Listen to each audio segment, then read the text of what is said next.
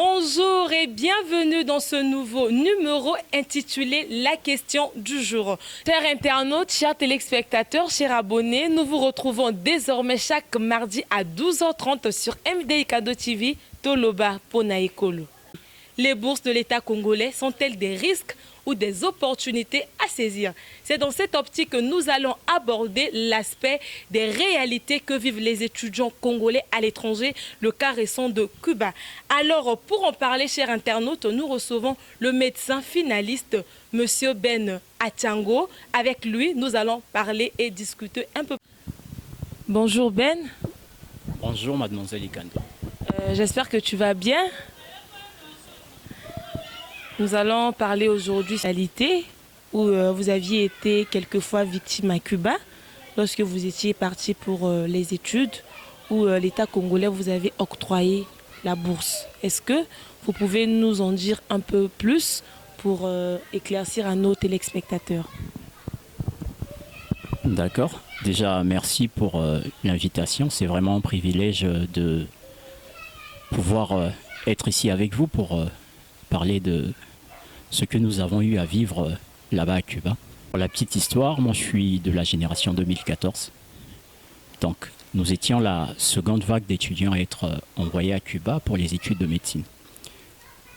Et d'entrée de jeu, quand nous sommes arrivés à Cuba déjà, il y avait la première génération qui totalisait déjà 9 mois d'impayés. Et donc ces derniers se sont livrés pour une première fois à des actes de manifestation. Ils se sont dirigés vers l'ambassade du Congo à Cuba et il s'est passé ce qui s'était passé. Certaines voitures ont été brûlées, ce genre de choses. Et au final, il y a eu quelques étudiants qui ont été arrêtés. C'est un peu ça notre parcours. Et pour la toute dernière génération envoyée, en 2016, ils étaient censés arriver en 2014, il y a eu du retard. On nous a dit au sujet de la crise économique et tout. Et quand ils sont arrivés, ces derniers ont perçu un seul mois de bourse, alors que la bourse était censée être trimestrielle. Et nous autres, nous avions perçu 2 mois de bourse. Donc, dès le départ déjà, nous nous sommes frottés à plusieurs problèmes, plusieurs irrégularités dans le paiement de la bourse. Dans les assurances par exemple, ces derniers n'étaient pas toujours payés. Donc on s'est retrouvé quelquefois sans soins de santé. Et heureusement qu'on avait fait connaissance avec certains médecins et tout. Pour ma part par exemple, ces lunettes que je me suis procurées à Cuba, j'ai dû essayer de voir quelqu'un qui faisait la spécialité, quelqu'un qui était des pays latinos aussi, qui a dû m'aider pour me procurer ces lunettes-là. Alors,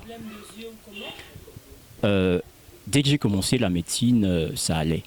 À partir de la 2e année, avec les conditions et autres, la lecture, la luminosité des écrans, tout le temps dans les salles d'études, et j'ai fini par manifester des signes de myopie. Alors, c'est un peu ça le périple à Cuba. Ok, vous êtes parti à Cuba en 2014. Et dites-nous, Ben, jusqu'à quand l'État congolais a pris soin de vous?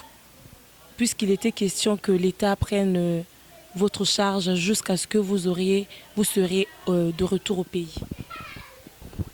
Bon, comme je venais de vous l'expliquer, dès le départ déjà, ça sentait l'abandon. Parce que nous n'étions pas les seuls étudiants à étudier là-bas à Cuba. Il y en avait de l'Angola, de l'Afrique du Sud. Et on sentait clairement la différence. Il y avait une certaine prise en charge de ces étudiants-là. Alors que nous, on était comme des délaissés. La bourse venait difficilement. Comme délaissé, vous étiez abandonné. On peut le dire, abandonné. Il faut le dire avec des mots qui choquent, mais c'est ça en fait. Nous étions abandonnés. Les autres avaient leur assurance santé qui passait. Et nous autres, de temps à autre, non. Et même à l'époque où l'assurance santé était payée régulièrement, ça ne couvrait pas tout. Si tu voulais aller voir un dentiste, ça ne couvrait pas. Alors il fallait dépenser jusqu'à 150 $ de ta propre bourse, alors que la bourse mensuellement, c'est quelque chose de 150 €. Vous imaginez un peu? C'est la dure réalité. Il n'y avait pas une réelle prise en charge. On a dû subvenir à certains de nos besoins avec l'argent des parents. On a dû subvenir à certains besoins avec la bourse, comme les achats de matériel par exemple. On n'avait pas de saturomètre, pas de tensiomètre, pas de la stéthoscope.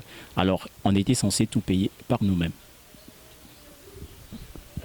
D'accord, Ben, vous étiez en manque de matériel.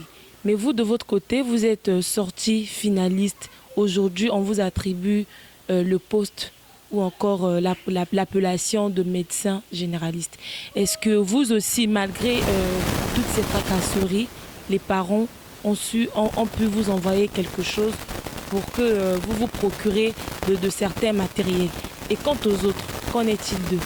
Est-ce qu'ils ont eu la même chance d'avoir les parents qui ont su prendre charge d'eux, ou bien ils étaient en manque de matériel et ils ont carrément laissé avec la médecine? D'accord. Au sujet du matériel déjà, il faut savoir que ce matériel-là est capital. Entre nous, les médecins, par besoin d'hygiène, on n'a pas besoin que l'on puisse s'échanger certains matériels dans le stéthoscope. Ce sont les oreilles. Je ne vais pas mettre au contact mes oreilles avec X, Y et tout. Mais par manque, nous le faisions. Et pour ceux qui sont encore là-bas, ça se fait toujours. Vous voyez, nous étions contraints de le faire comme ça. Pour ma part, j'ai eu des parents qui, malgré les difficultés, faisaient des efforts pour m'envoyer quelque chose. Mais pour parler avec exemple, dans ma propre chambre, dans le campus, il y avait des matins où on pouvait se lever et il y a 2-3 amis qui n'ont rien pour se déplacer. Rien du tout. Alors que...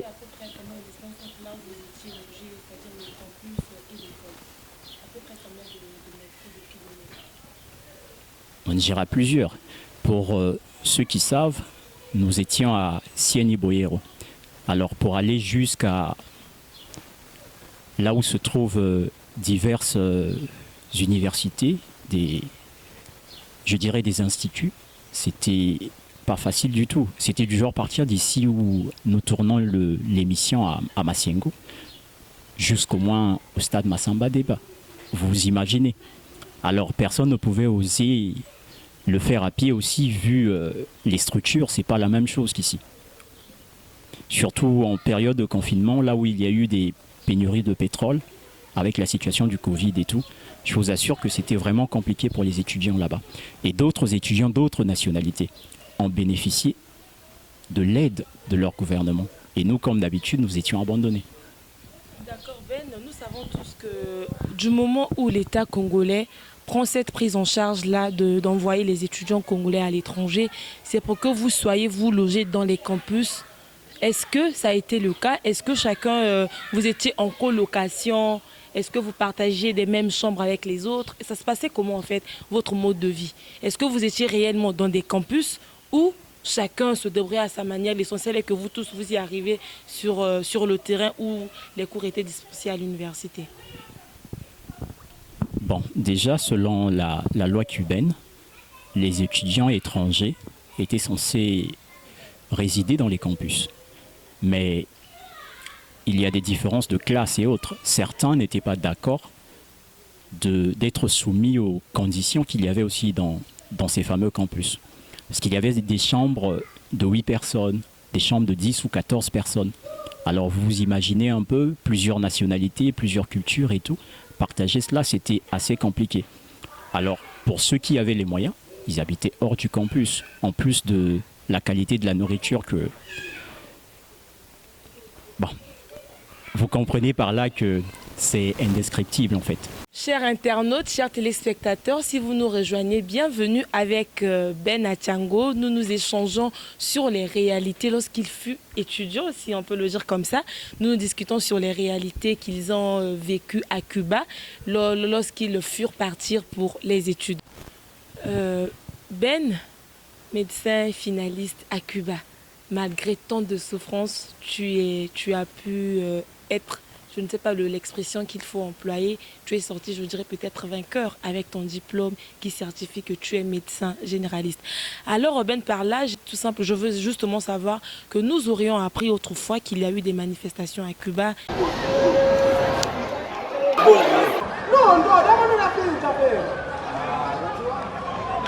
les étudiants congolais qui sont partis à l'ambassade et tout pour faire du désordre. Et qu'est-ce qui était réellement à l'origine de ça? Ça, c'est un thème qui n'a peut-être jamais été assez éclairci dans notre pays, parce que nous avons eu à suivre Télé Congo et les autres chaînes.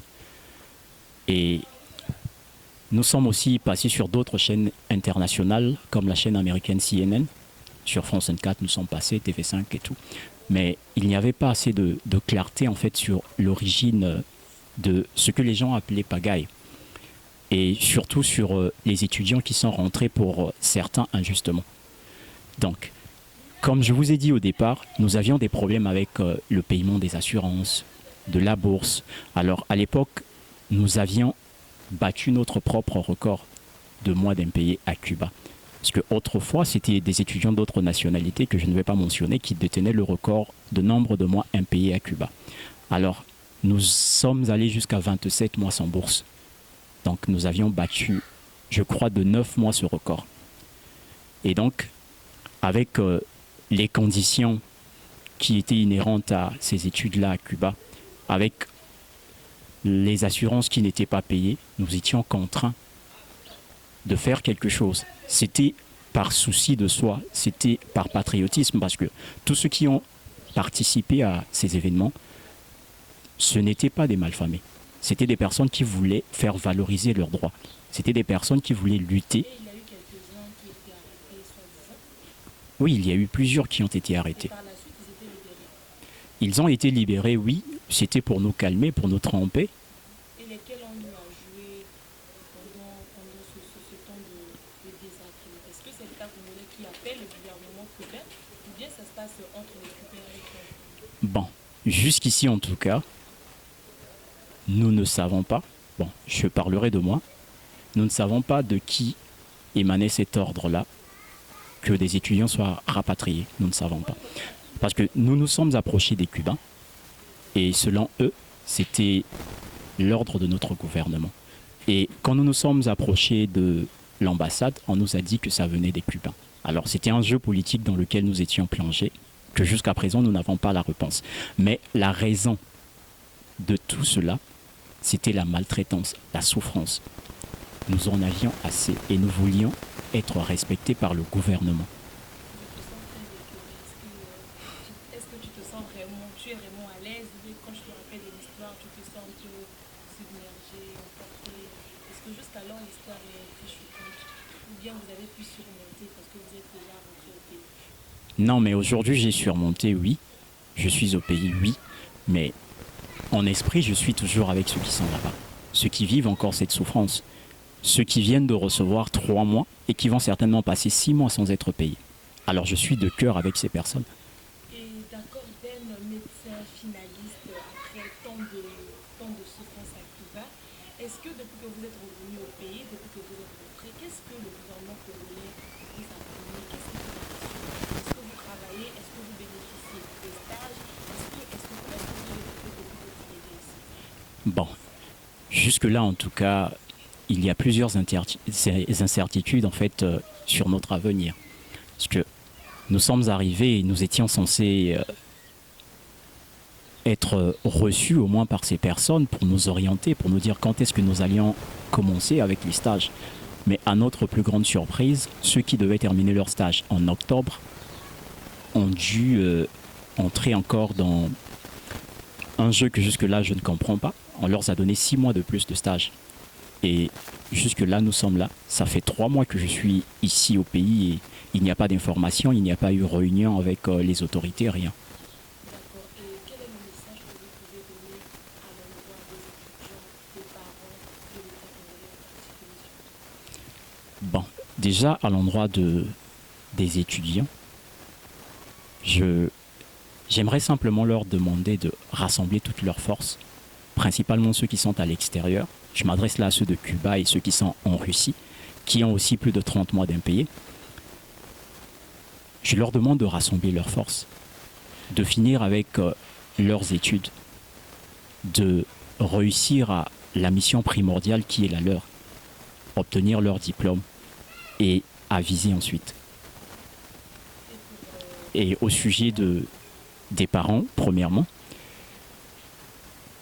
il sied de faire connaître à l'endroit de chaque parent que les bourses, nous pouvons les obtenir, mais c'est à nous de prendre soin de nos enfants. Car il n'y a personne qui pourra se soucier plus de nos enfants que nous-mêmes. Alors, étant donné que j'ai vécu ces choses, je conseillerais à chaque parent que si vous avez la vision d'envoyer votre enfant à l'étranger, ayant obtenu une bourse de notre gouvernement, de se préparer financièrement, d'être à la hauteur, de ne pas compter totalement sur ces personnes. Parce qu'à nous autres, on nous avait dit, quand nous étions en réunion avec le ministre de la Santé à l'époque et nos parents, qu'il serait une erreur d'envoyer plus de 100 000 francs aux étudiants qui étaient censés passer leurs études universitaires à Cuba. Et certains parents ont gardé cette phrase comme ça et n'ont jamais envoyé plus de 100 000 francs à leurs enfants. Et pire encore, d'autres ont cru qu'il était bon de les laisser totalement à la charge du gouvernement. Et ce qui a fait leur souffrance et l'échec de certains. Le message à l'endroit du gouvernement congolais, c'est que les belles idées doivent être suivies par des actes. C'est ça le message. Merci beaucoup Ben, c'était un plaisir de vous recevoir sur le plateau de MDI Kando TV. Et chers abonnés, chers téléspectateurs, j'espère que vous aviez suivi avec beaucoup d'attention les réalités que Ben, en particulier, en général, les étudiants congolais ont subi à Cuba.